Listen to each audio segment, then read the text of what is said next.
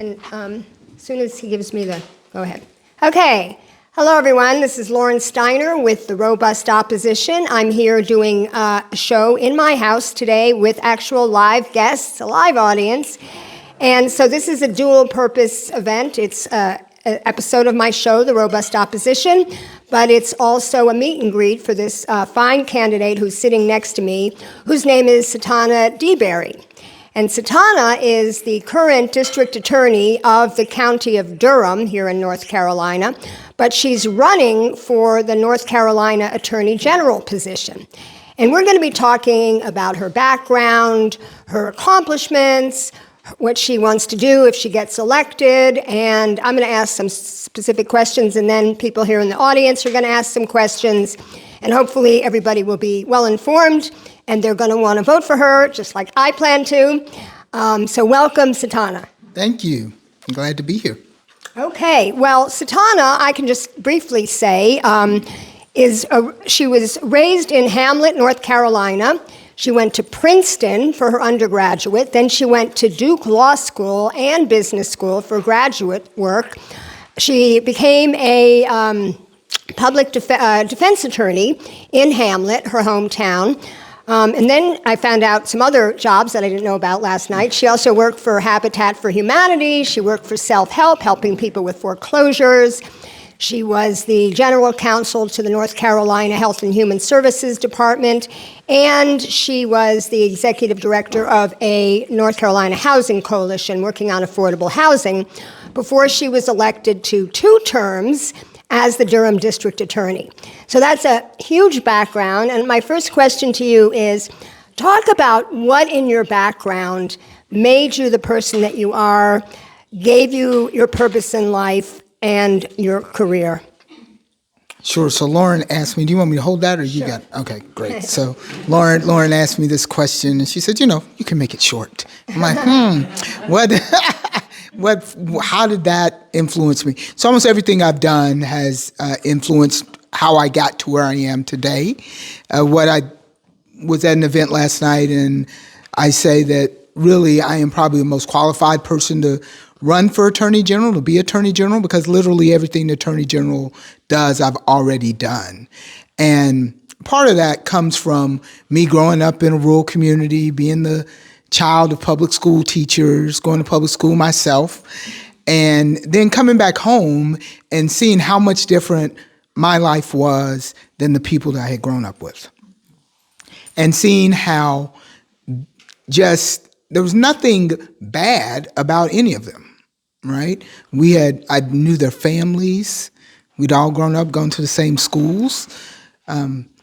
But these systems, whether it was educational or mental health or healthcare or the carceral system, had really just ground their lives down.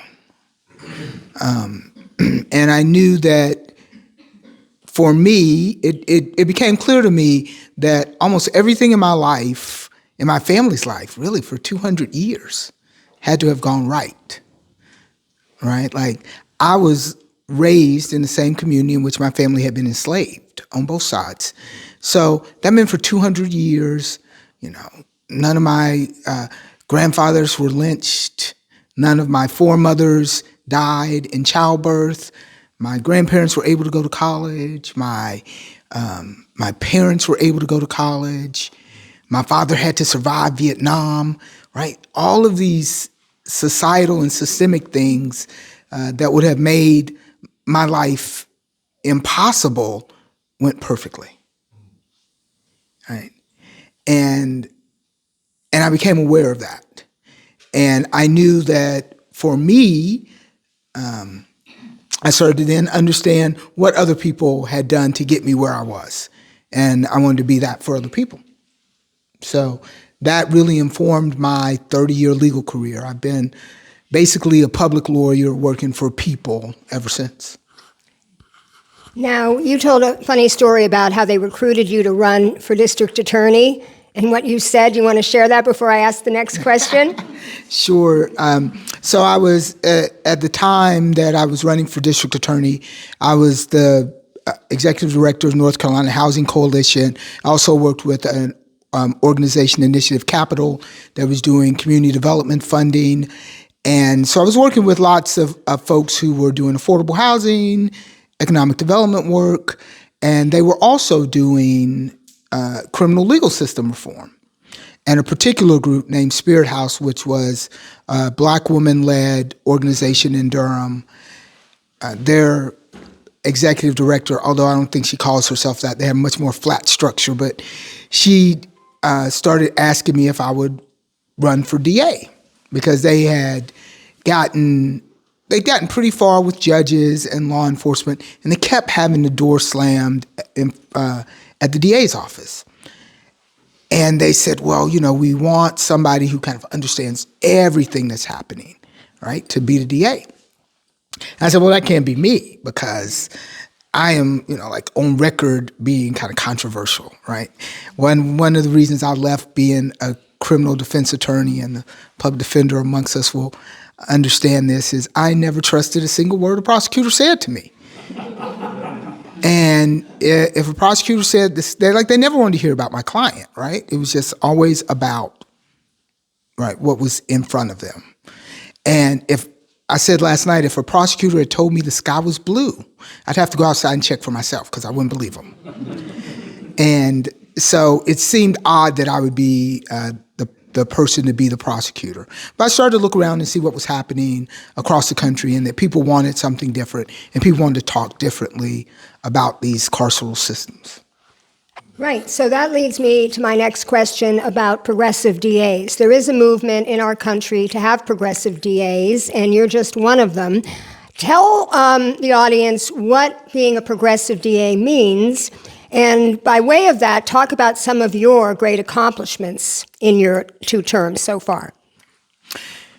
So I think at the beginning, saying you were a progressive DA was a way to kind of mark what kind of policies you were willing to consider. I try to back away from that a little bit now because I think folks use it as a slur more often than they use it to describe the actual work that we're doing. So what we're really trying to do is reform a system and focus on serious and violent things and not the low-level things that are the generators of mass incarceration.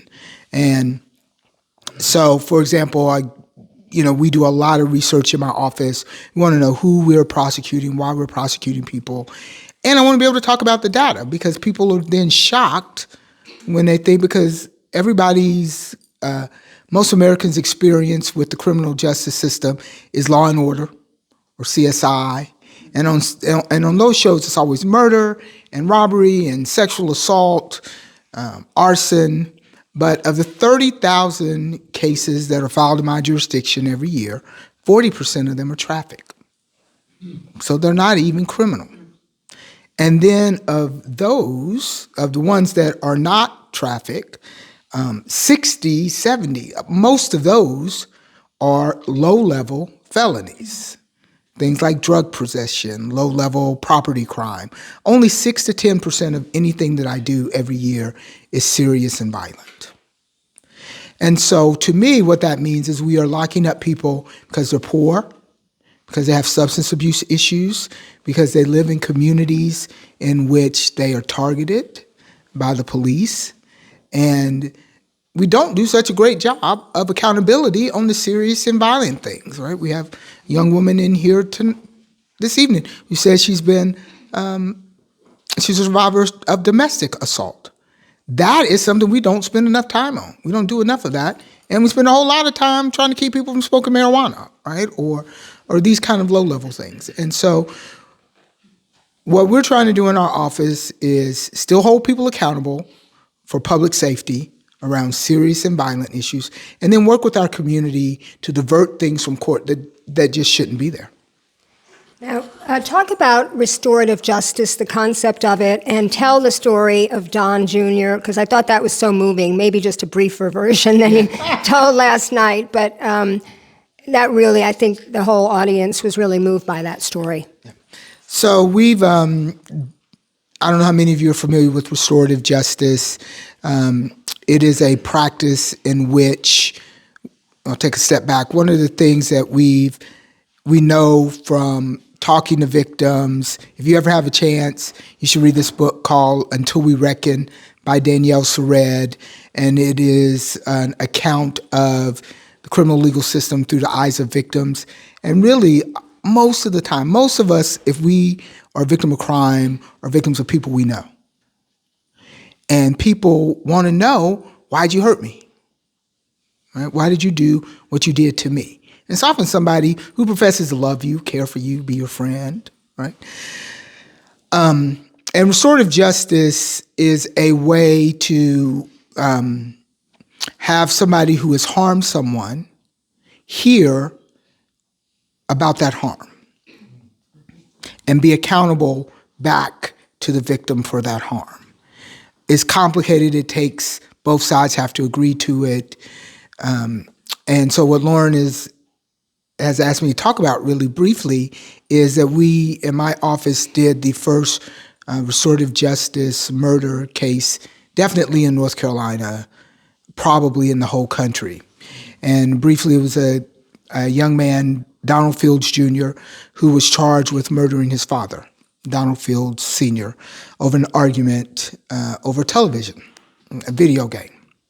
Don Jr. was in his early 20s at the time, and he and his father were living with his father's mother.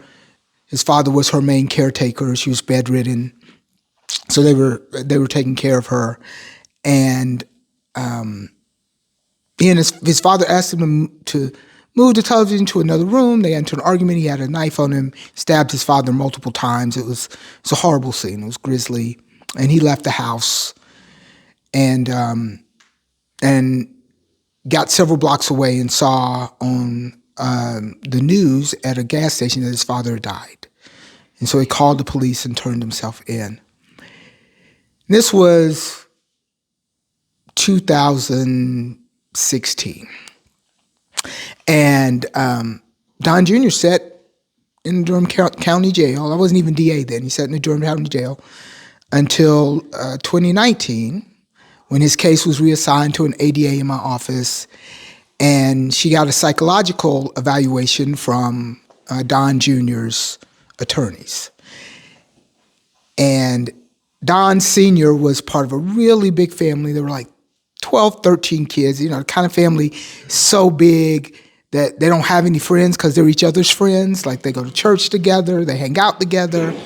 And one of the brothers was the pastor of the church that they all went to. In fact, many of them had been in church that Sunday afternoon when Don Sr. was murdered. And the brother Alex had started to think about, at this point he had not seen his nephew since 2016. And he was used to seeing him every day. He'd seen him every day of his life. And he missed him, irrespective of what had happened. And he had started to wonder if he could see him. But he didn't know how to ask, and having a new ADA on the case kind of prompted him to ask. And the new ADA had read the psychological and asked the defense attorney if the family could read the psychological. Now, normally, defense attorneys like, we don't want you to know anything. We want you to know as little bit about our client as possible, right? But they read that psychological. Alex and one of the sisters read it. They were family's reps. And after reading it, one of the things that they understood was that almost every day of his life, Don Jr. had been beaten by Don Sr. And that particular day, it wasn't that they just had an argument, right? Don Sr. had come and snatched the video game from Don Jr. He had thrown the television across the room. And, Don Jr. was such a mild-mannered young man. And that day, because he'd been beaten every day, right? So he was very mild-mannered. And that day, he just had enough. And things got out of control, and he stabbed his father. And there's actually an article about it in The Guardian and a podcast, and I encourage you to go listen to it to hear this in Alex's voice. Because Alex then, he and his sister were like, oh my God, we actually have witnessed Don Sr. beating Don Jr. over the years. And just thought, oh, it's discipline, or he's making a man out of him, and all of it. But they were like, this is somebody we should have protected. And we didn't. And the ADA who was handling the case was also the ADA in my office who was our lead. She's a judge now, was our lead on restorative justice. And she saw an opening. And she said, hey, this might be something you might consider. And over the next 2-3 years, COVID intervened. But we have a community partner, Restorative Justice Durham, that has been doing restorative justice for a couple decades, has trained many people in the community to do restorative justice, and they took this on. And it took 100 people at least to get this done. I mean, Don Jr. had a circle, the family had a circle, there was a community circle that worked on restorative justice. Don had never, he hadn't finished high school, Don Jr., he'd never had a job. I still to this day have never heard him say a word. Never said a word in court, never said a word in anything. But what we agreed to do in my office was to hold our own proceedings and wait for the restorative justice to come back to us. And they came back to us with a repair agreement, and the family had a long list of things that they wanted Don Jr. to do, all of which he agreed to do. And we offered him a plea to voluntary manslaughter, which fit the facts of that case. And by that point, he'd done 6 years in the Durham County Detention Center, which was the time he would have done for voluntary manslaughter. And part of one of the folks in the restorative process was Reverend Annette Love, who works with us around the families of murder victims. She'd never before worked with a defendant. In fact, would have told you before this that she would never work with a defendant because she's so closely identified with the families of victims. And she used her own personal network to find him transitional housing and a mentor to be with him. And the court accepted this plea and followed him for another year. And now he's done well. He's living on his own. He lived for about a year in transitional housing. He has a job for the first time. The family, he's interacting with, there's some members of his family, obviously, who we don't know. They may never come around, they may. But there are a bunch of them who now interact with him. He goes to church with them. And so, we are trying to do things like that, right? To really right-size tragedy and offer a different way. We can do accountability without throwing people away. Yeah. That's a wonderful story, right? I mean, can you imagine if the whole country practiced that? Mention also real briefly, because she's modest, she's not saying all her accomplishments, about the rape kits and the sex trafficking case. So the signature criminal justice initiative of Roy Cooper and Josh Stein was testing these cold case sexual assault kits. Now, my jurisdiction was the first to get ours done. We've tested all of our cold case sexual assault kits, and I have prosecuted twice as many of those cold cases as any district attorney in North Carolina. Some of them were back to the 80s, and they were mostly women and children. And so can you imagine having your, going through the process of collecting a sexual assault kit and then having it sit for 40 years in a storage unit. And so we have done all of those. My office is the only office in North Carolina that's gotten a conviction at trial in human trafficking under the new human trafficking laws. We have, in addition to that, kind of to go with those things, I've established a special victims unit, and our special victims unit not only focuses on kind of the traditional things like sexual assault of adults and children, we also do intimate partner violence. They are specially trained to do human trafficking.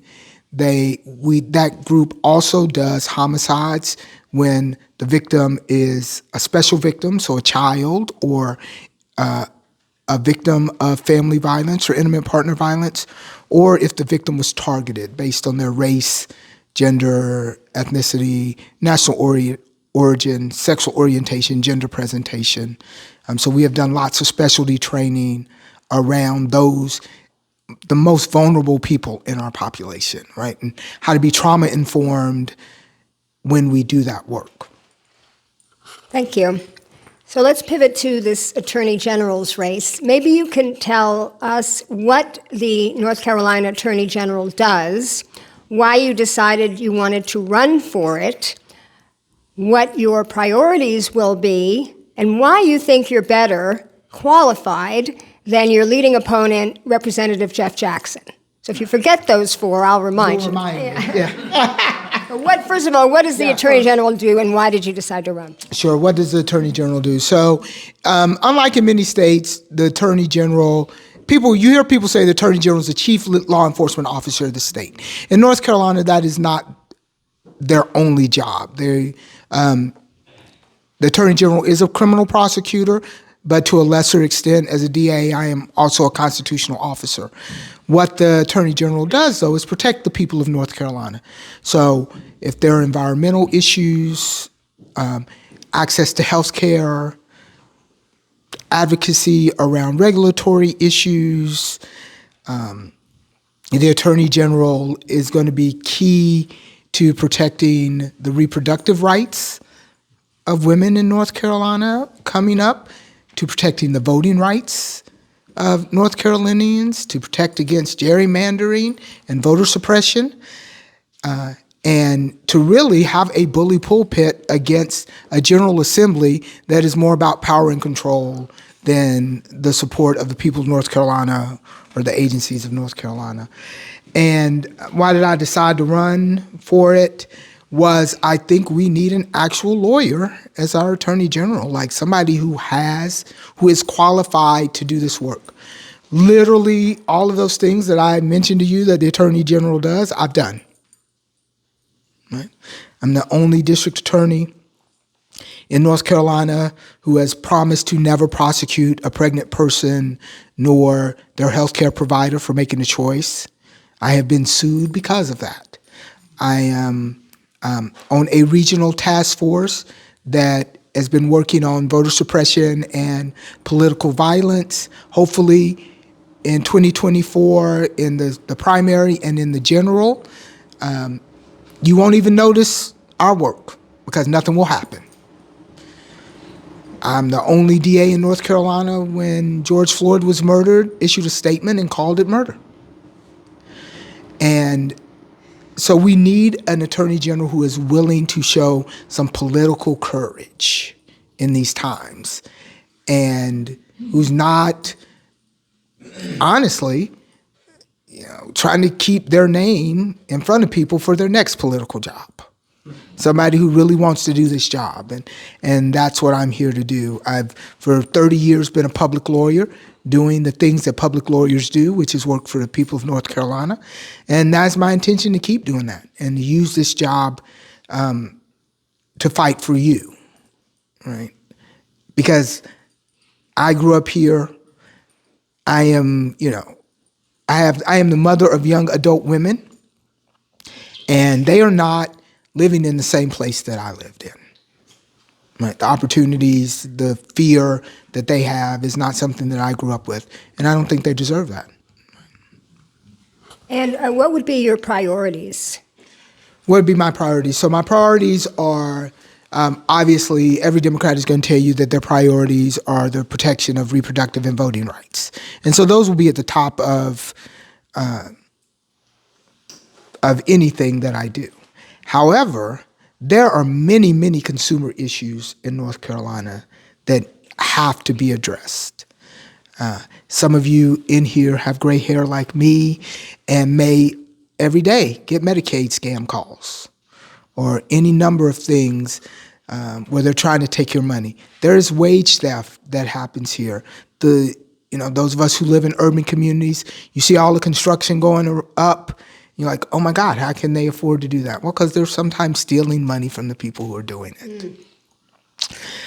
There are issues of healthcare access and advocacy. Certainly here in Asheville with Mission Health, those are huge issues. I have experienced that in my own family. My father died in a hospital in Hamlet at 63 because he had an aneurysm that was leaking and there was no vascular surgeon.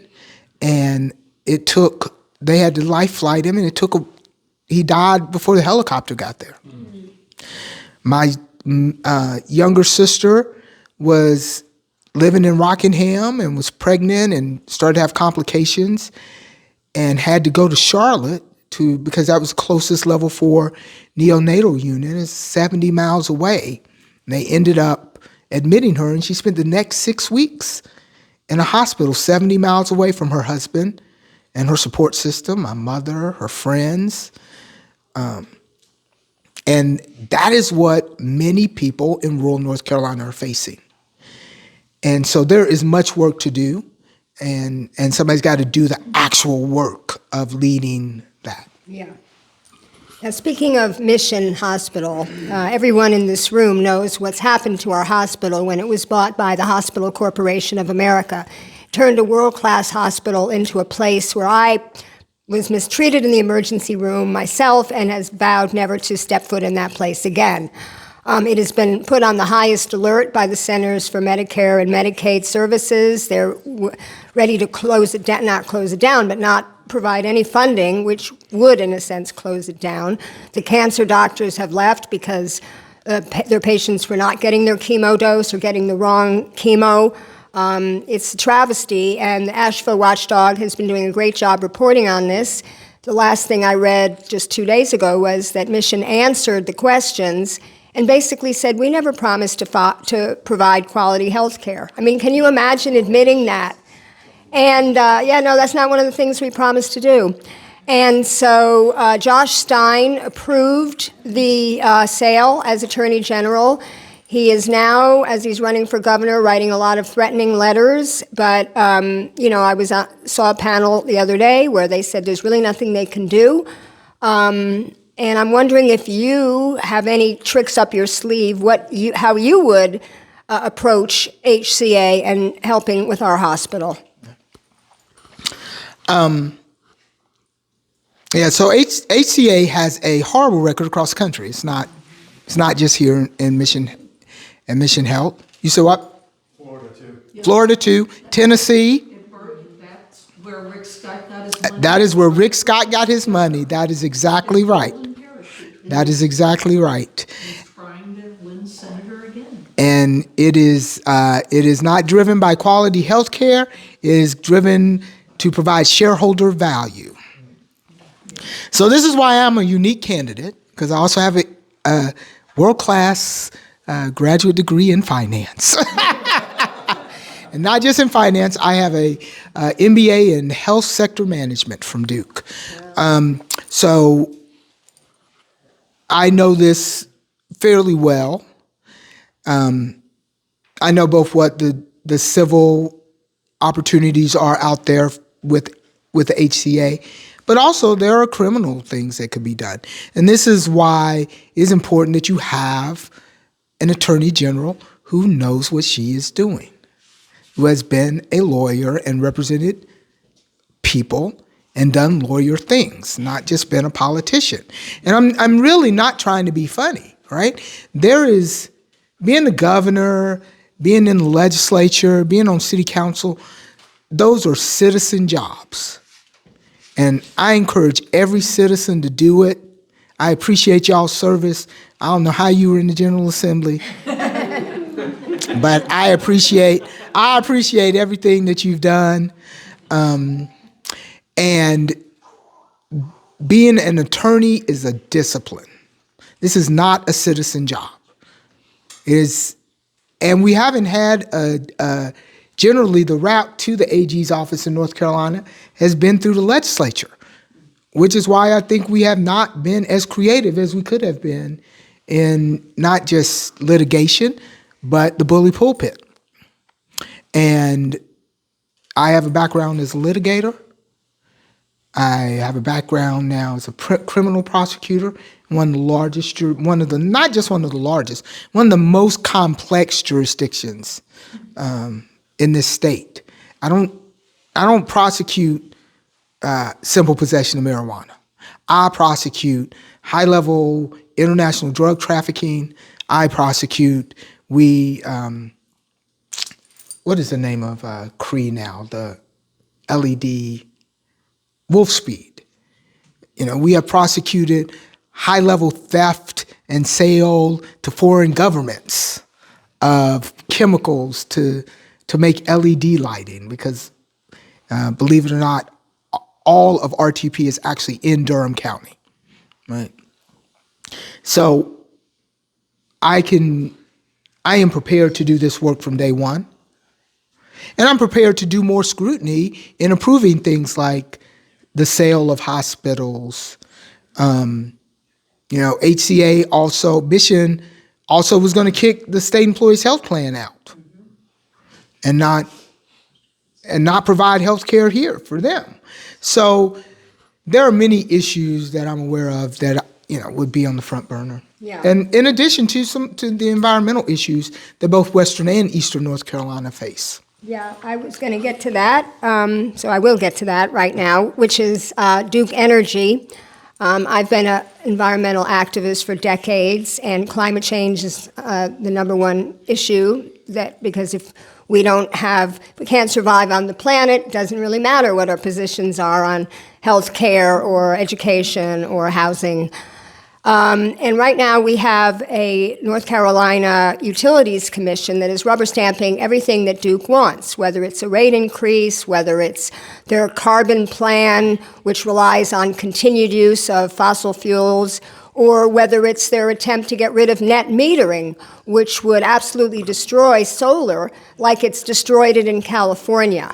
The business in California has gone down 70% since they took away net metering. I shouldn't have moved. If I stayed there, it wouldn't have happened. No. But I would like to know, because Josh Stein it was just in the news, I think yesterday, that he is appealing to the Supreme Court that approval of that 15% rate increase. So I would like to know how you plan to take on Duke Energy, since it seems like nobody else is. So I hate keep telling you how qualified I am. But I'm the only person of color who's ever been a certified expert witness in front of the North Carolina Public Utilities Commission. And what I did was, did he say damn? He said, and what I did as an expert was I represented ratepayers. So I represented you. I represented ratepayers, I represented low-income ratepayers, rural ratepayers, and whenever Duke Energy proposed a rate increase, I would file documents, testify, and we pushed back some of them. I worked with the Southern Environmental Law Center doing some of that work, and as Attorney General, I think another thing that we don't do enough of in North Carolina is work with our nonprofit and NGO partners in creating complex litigation strategies against corporations. Now, none of us individually have those resources, the AG's office or the NGOs, but together that is super powerful. And class action by Democratic AGs across the country, being able to lead that is also powerful. And I was talking earlier this morning about litigation strategies don't always result in immediate action, but they do stop things. And they do sometimes stop things long enough so that you can put policy in place, put statutory stuff in place, right, that moves us forward. So it's possible that, there's a litigation strategy that keeps, there's also the issue of it being monopoly, That was also approved by the AG's office, but we'll talk about that. That's a whole other long, complicated conversation, again, about shareholder value. Yeah, we need public power. But there is also the opportunity to hold these things at bay long enough for the supermajority to go away, for there to be organizing, for people to have time to put in place things that would help beat those things back. Yeah. And there's other things that we don't have time to talk about, such as the Mountain Valley Pipeline, infrastructure coming through, even though it's not going to be here. The Dogwood Alliance is a really good organization fighting the wood pellet industry and other environmental justice issues that we don't really have here. I think there's a coal asphalt plant or something in Marshall. That's like the dirtiest thing we have around here. But the final question that I want to ask relates to education and the Leandro decision, because people may not know this, but North Carolina is ranked something like second to last of all the states and other territories that part of the U.S., second to last in per pupil spending. And there was a court decision called the Leandro decision that many years ago said that the legislature simply had to spend more money per pupil on the students. And it's not like they don't have the money. There's like, what, a $6 billion surplus in the budget, and they just won't do it. And I heard you say something on a Zoom candidates forum the other day, an interesting idea regarding federal courts. Oh. Yeah, how you would. Well, you better, because I'm teeing you up for this answer right now. Teeing me up for this answer. So my law degree and the Leandro decision are the same age. That should horrify everybody in this room. And also for those of us who are lawyers in this room, the fact that Leandro, 1, is still going on, but 2 has, that stare decisis seems to be dead, is shocking. It's not what I learned in law school. But probably what you heard me say on the Zoom was that the one thing that I do know as a lawyer, and certainly the one thing that I know as a black lawyer, is that we have never advanced our rights except through litigation, and almost never in state court. It is almost always happened by litigating our constitutional rights in the federal courts and our rights as people versus the state. And I am not exactly sure where the procedural posture of Leandro is now, but Leandro has to get out of state court. And we have to figure out a strategy to get it out of state court and get it in the federal court. And we have to make that a priority. I told you, remind you, I grew up in Hamlet, North Carolina. I went to a public school. My mom and daddy were public school teachers. They weren't even administrators, right? My mama taught 1st grade, my daddy taught 6th grade. That's what they did their whole careers. And nobody understands the value of a good, basic, free public education better than I do. My own children went to public school. Right? No, I am committed to the success of North Carolina public schools because that's why I'm sitting here today. There's no me without good, decent public schools. Yeah. So. Okay, well, that's all the questions I have. Does anyone in the audience have a question? Could you please sit in the witness box here next, so that we get a good camera angle on you? This is Soren. Thank you. So my question, and I've had the opportunity to say hello to you before, I really respect the argument that, your background as a district attorney, your 30-year experience is an asset that if you win the general election, you'll be able to bring to that office. But the concern I've heard when I've had conversations with folks about the Attorney General's race and really all of the Council of State races is, in order to make that change, you need to win the general election. And we've seen 2016, 2020, probably before that, before I was involved, these brutal elections at the state level that come down a lot to voter turnout and fundraising and messaging. And I hear your message that as Attorney General, you would have the background to hit the ground running. But I think when I've had conversations with folks about Jeff Jackson, what they've brought up is he's a world-class communicator and he's a world-class fundraiser.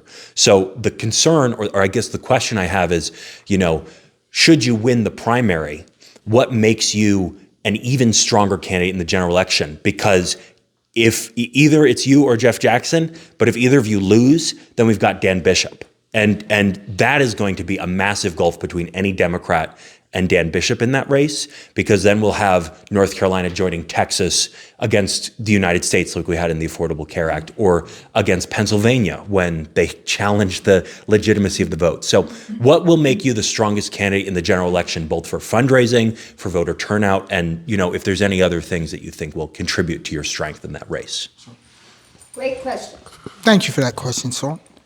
And that is a question that everybody asks me. So it's good to get it off the table. And I'm going to try not to be as fiery as I usually am when people ask me that question, because you asked it in a respectable manner. Be fiery. First of all, I have been talking to y'all now for upwards of, how long we been talking? Oh, about 45 minutes. 45 minutes. Am I not a world-class communicator, Soren?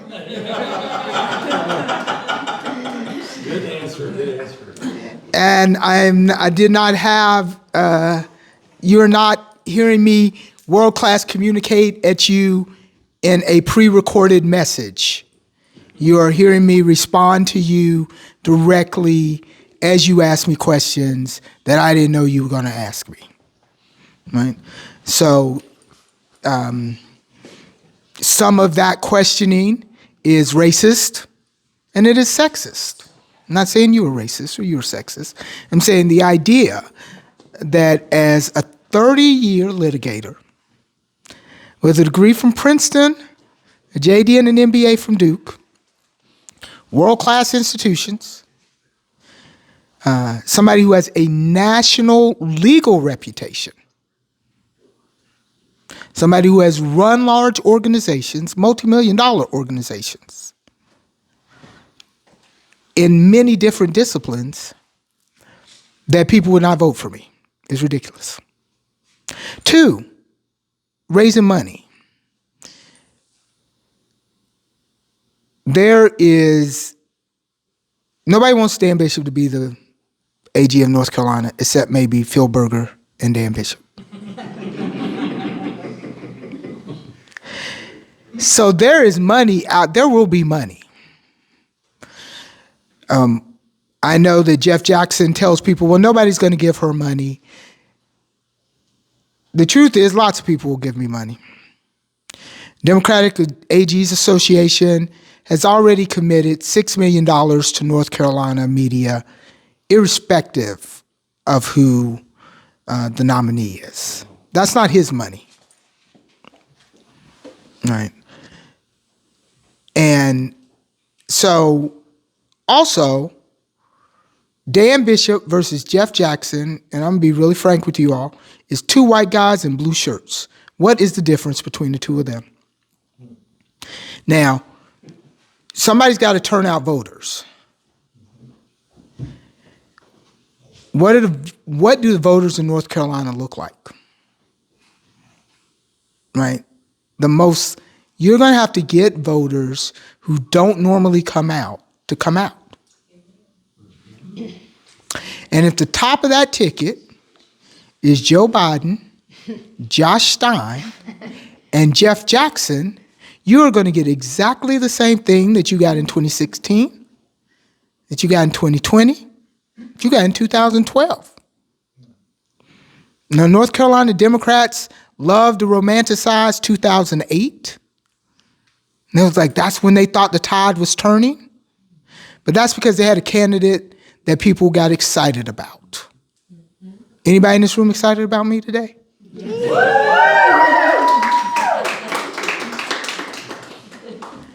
And I show up. I've been in rural counties. I'm not just in Charlotte. I'm not just in Raleigh. I don't even think I've been to Raleigh, frankly, during this time. I've been to church in Raleigh. You're right. I've been to church in Raleigh. But I've also been to church in Wilmington, in Pender County. And I went to Caldwell County this morning. I've been to Burgaw. I have been places in North Carolina where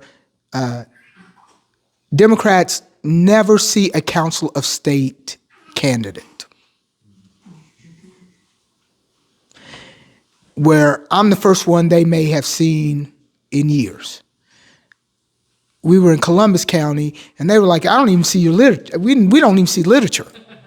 Forget seeing the actual candidate, right? We don't actually see literature.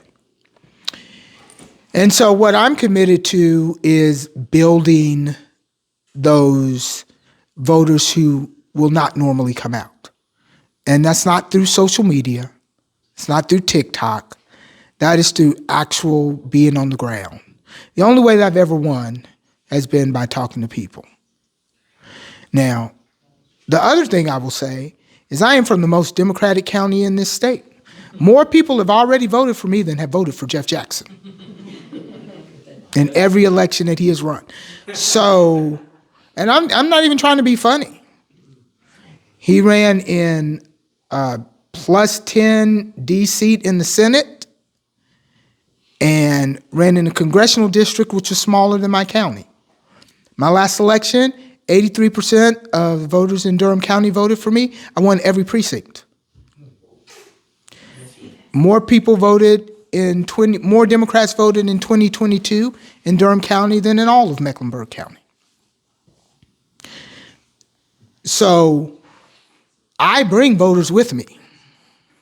I bring voters who voted for me before, who know what I stand for. 43% of Democratic voters are black. 60% are women. Most of those are women over 35. Hello. These are my people. And once people hear about me, they want to vote for me. Now, I haven't been in the race all year, but you will not have a clearer contrast in candidates than between me and Dan Bishop. People in North Carolina will never have a clearer choice. Mm-hmm. So. Thank you. Anyone else have a question? Duana, you want to come over here? And this is Duana Little. She's co-chair of the Reparations Commission for the city of Asheville. Right, she's taking her coat off, so she's got things to say.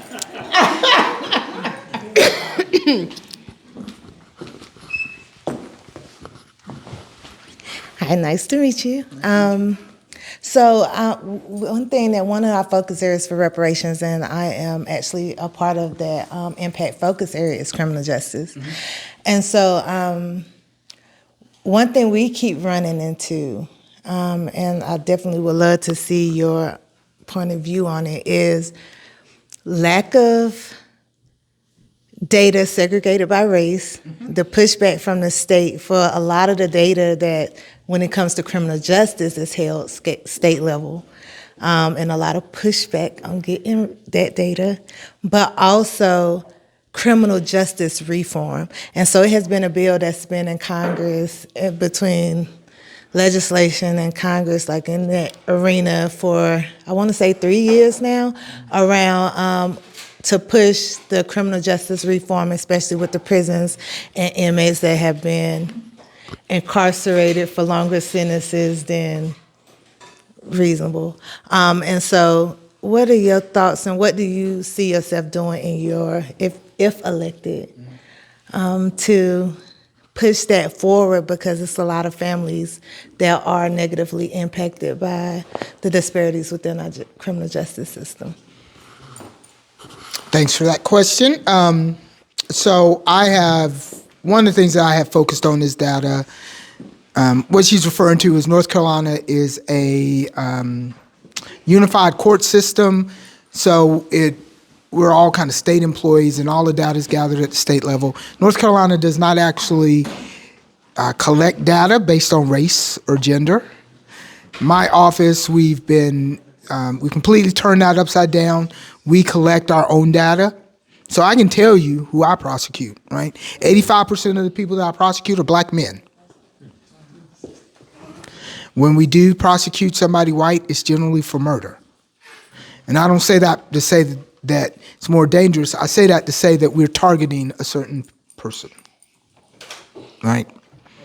My juvenile caseload at one point was 100% black male. It is now only 99% black male because we have one Latino young man on our caseload. So it is still 100% people of color, right? And there's a reason they don't collect the data, because they don't want you to know what the data looks like, right? But we do talk openly about that. And that is one of the things that I would do as Attorney General, is talk openly about that. Our current Attorney General and Justice Earls co-chair the Governor's Task Force on Racial Equity. Many of the suggestions that task force has made came from my office and are things that we have already put in place. So things like data collection, we have a felony plea tracker. We try to, we look to see if we are providing pleas that are, that people who are similarly situated are treated the same, so that we don't provide harsher pleas to poorer or blacker defendants, right? And so all of that is stuff that I would bring to the AG's office. Back to Jeff Jackson, he has voted against criminal justice reform. Wow. He has voted to raise misdemeanors to felonies in North Carolina.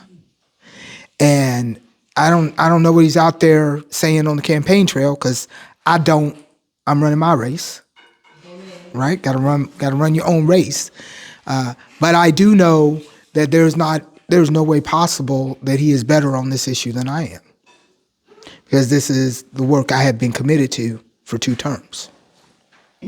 And the change that we have seen, in our community, our pretrial jail population is down 25% over the time that I've been district attorney. We